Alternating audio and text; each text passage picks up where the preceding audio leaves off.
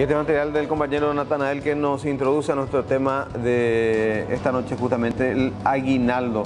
Ya nos acompaña y le agradecemos su presencia al doctor Eduardo Pérez Avid, conocido abogado del ámbito laboral justamente. Doctor, buenas noches, gracias por llegar. Gracias, Silvio, un placer estar aquí contigo.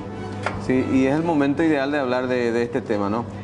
Primero me gustaría que me conceptualices en qué consiste el aguinaldo desde el punto de vista del derecho laboral. Correcto. Pero antes de eso, ¿sabes cuál es el origen del aguinaldo? No, contame. Vamos a empezar por eso, me parece bien. El origen del aguinaldo, aunque usted no lo crea, tiene en la historia, en la línea histórica de la humanidad, es de larga data. Comenzó con el pueblo celta, allá en la época de hierro, que se le conoce, 1200 antes de Jesucristo. ¿Ya? Sí, señor. Y después se fue aplicando por Rómulo, que fue uno de los fundadores de Roma, allá por el año 753 antes de Cristo. Y ya después el rey Tasio en Roma también fue aplicando eso. ¿En qué consistía básicamente en la época histórica? En aquella época. En otorgar regalos como una suerte de demostración o de deseo de buena voluntad o de buena suerte a las personas para que inicien sus labores al año siguiente. Y fundamentalmente se daban en la época de la Navidad. Y luego, posteriormente, ya con el tiempo ha ido evolucionando y los empleadores, como una gratificación, como un reconocimiento a los empleados, otorgaban los famosos cestos canasta navideña. O sea, era otorgar un regalo, un estímulo a las personas que trabajaban con los empleadores. Y eso acogió el derecho laboral y que hoy día se constituye ya prácticamente en un derecho adquirido ya de antaño, ¿verdad? Porque imagínense, nuestro Código del Trabajo, nuestro primer Código del Trabajo data del año 1961 y ya se contemplaba en la misma el aguinaldo, 1961. Y luego el Código se modifica totalmente en el año 93 y posteriormente con algunas modificaciones en el año 95, pero ya se contempla eso. Y lo más importante es resaltar esto aquí en la parte jurídica, fundamentalmente, es que el artículo 92 de la Constitución Nacional determina como un derecho constitucional el aguinaldo. Tiene ese rango.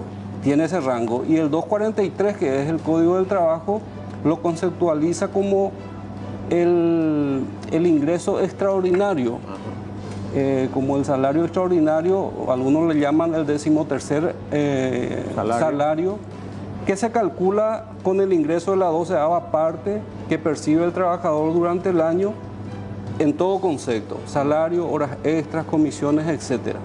Todo se suma y se divide por 12, eso significa 12ª partes. Cuando mayor productividad tenga el trabajador, cuando mayor ingreso tenga durante ese año laboral con el mismo empleador, la compensación. Con el mismo empleador, por supuesto, entonces a final de año él va a recibir un salario o más que un salario. Interesante. Y en todo concepto dice la ley, pero de repente en algunos casos se suele buscarle la vuelta a aquello que tiene que ver con comisiones por ventas o por metas logradas, metas cumplidas, ese tipo de cosas. La norma debe interpretarse en todo concepto y ir calculando, ¿no? Así mismo es, ahí no hay distinción. Es en todo concepto, salario básico, horas extras, comisiones, viáticos, todo lo que perciba el trabajador durante el año se suma y se divide en 12. Y del resultado entonces le corresponde esa suma como aguinaldo. ¿En qué tiempo, en que hay un plazo en que debe abonarse este aguinaldo?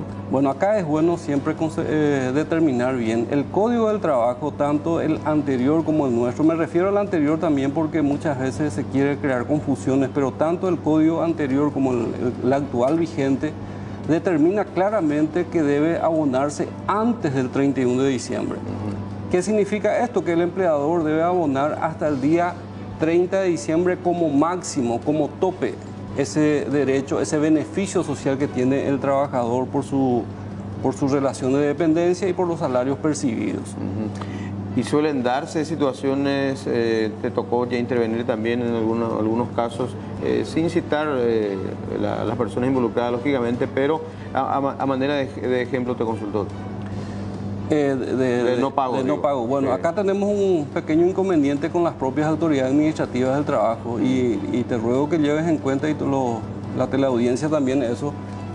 Las mismas autoridades administrativas del trabajo confunden el plazo tope en la cual el empleador debe abonar el aguinaldo. Y muchas veces solemos leer, yo suelo leer en los diarios y veo en la televisión, de que ellos declaran, por ejemplo, de que el aguinaldo se puede pagar hasta el 31 de diciembre. Algo totalmente errado, hasta el 30 de diciembre, de tal forma que el 31 el trabajador ya tenga esa posibilidad de disponer de ese dinero y hacer sus compras de fin de año, etcétera. Porque no nos olvidemos que el concepto del aguinaldo es un beneficio social adicional a lo que él percibe durante el año. Es un derecho ya adquirido, ¿verdad? Entonces, ¿para qué sirve el aguinaldo? Justamente, por un lado, para premiar, para reconocer todo lo que ha hecho el trabajador durante el año, pero por sobre todas las cosas, como bien, ¿por qué yo hablé del tema origen del aguinaldo? Sí. Porque justamente el fin del aguinaldo fue siempre tratar de desearle un buen inicio de año al trabajador, y qué mejor manera que tener un salario extra, ¿verdad? Un salario más sobre lo que percibe mensualmente. Ahora, si tuviésemos que hablar de sectores laborales, ¿hay en algunas áreas donde hay más inconvenientes para el pago del aguinaldo o no? Y tenemos siempre varios inconvenientes por la falta de control. Nosotros en nuestro país tropezamos bastante con la falta de control efectiva de parte de las autoridades administrativas del trabajo. Existe un control muy débil, y además de que ese control débil tampoco llega a la conclusión de ejercer o de aplicar las multas que sean necesarias a los empleadores que pretenden no cumplir con sus obligaciones. Tenemos a fin de año, cuando ustedes se van a filmar ahí en el Ministerio del Trabajo, van a ver que existe un promedio de 200 a 300 personas por día que se van a denunciar la falta de cumplimiento del pago de aguinaldo, fundamentalmente, ¿verdad? Y los primeros días de enero se llena el Ministerio del Trabajo. ¿Por qué? Porque los empleadores, no todos, ¿verdad?, pero un sector de los empleadores sigue trabajando al margen de la ley, sigue tratando de aplicar contratos de prestación de servicio con el fin de evitar el pago del aguinaldo y otros beneficios laborales, porque con eso prácticamente pretenden ubicar al trabajador dependiente como un prestador de servicio que se rige por el derecho común, que es el Código Civil, y no por el derecho laboral.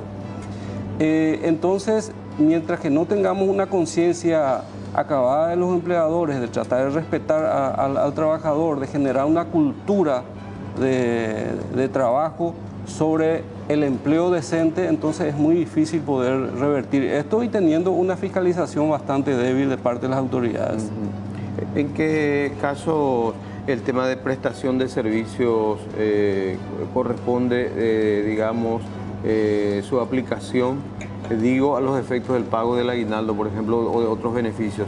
¿O en ese contrato se contemplan todos esos aspectos y por lo general no permite esos derechos para el trabajador? El contrato de prestación de servicio de por sí es una figura civil, sí, que se rige por el derecho civil. Entonces el prestador de servicio normalmente es un profesional que presta un servicio determinado al contratante. Correcto. Él es un contratado y presta un servicio determinado al contratante. Cuando se rige estrictamente por el derecho civil y la prestación del servicio no tiene una subordinación, no se cumple horarios, y las tareas o las labores que desarrolla no son habituales, no son normales dentro de la empresa, entonces se configura como un prestador de servicio. Un ejemplo sería un profesional informático que viene a hacer un mantenimiento cada cierto tiempo. Instala un software, desarrolla unas actividades determinadas dentro de la empresa y emite factura. Claro, termina su labor específica, su prestación específica, y se va. También los abogados. Nosotros tenemos contratos de prestación de servicio con algunas firmas donde establecemos claramente cuáles son nuestras funciones. Y también están los contadores, por dar un ejemplo, ¿verdad? Entonces, Cuando el trabajador, el empleado, realiza una labor continua, permanente con el empleador, está en un orden de subordinación, cumple horario y cumple las directivas emanadas por la empresa, entonces es un trabajador dependiente. Por más que firme un contrato de prestación de servicio, ese tipo de contrato no es reconocido por la jurisprudencia de nuestros tribunales de Asunción y de otras jurisdicciones también en el área laboral. Ya se tiene jurisprudencia en ese sentido. Claro, son los contratos basura o los contratos que normalmente pretenden burlar la jurisdicción laboral, pero no tienen, digamos, una consistencia necesaria al respecto. Interesante la acotación, doctor.